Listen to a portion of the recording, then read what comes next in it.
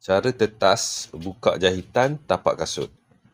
Dua tool diperlukan, 35 inci stainless steel scissor. Yang kedua, awl scribing tool, alat penembuk lubang ataupun buat garisan. Link Shopee Tools boleh check di description.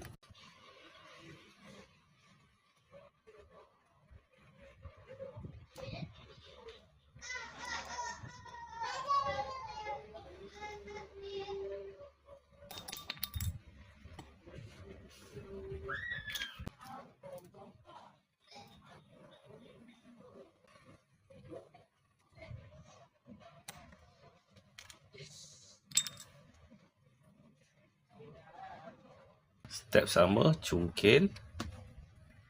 Lepas tu ambil gunting, potong.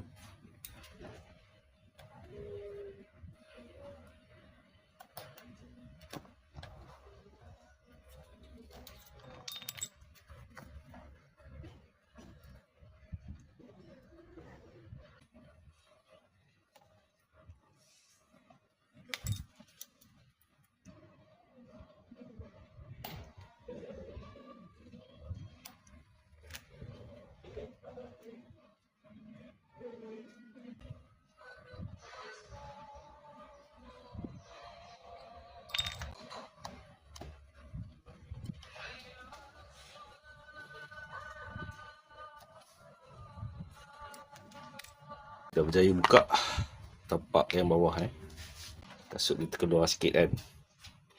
Untuk gam balik kena buka semua dulu. Dan baru sapu gam kat sini.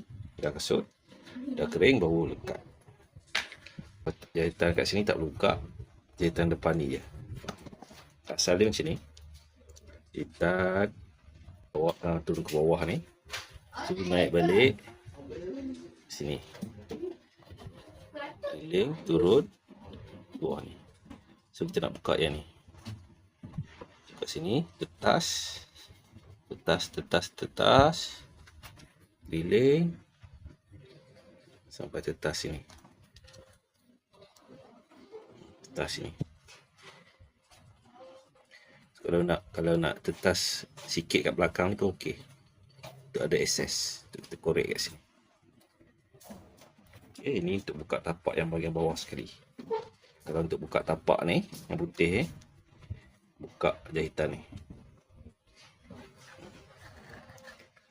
Keliling.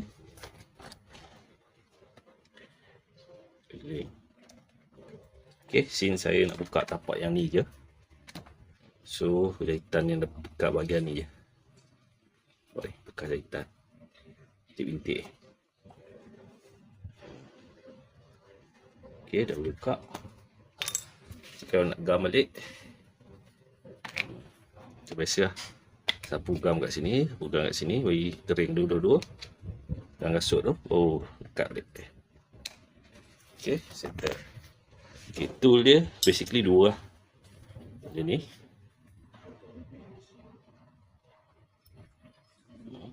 Tool ni. Dengan gunting saiz 3.5 inci. Gunting kecil Okay, link saya letak dekat description lah. Kalau nak beli online.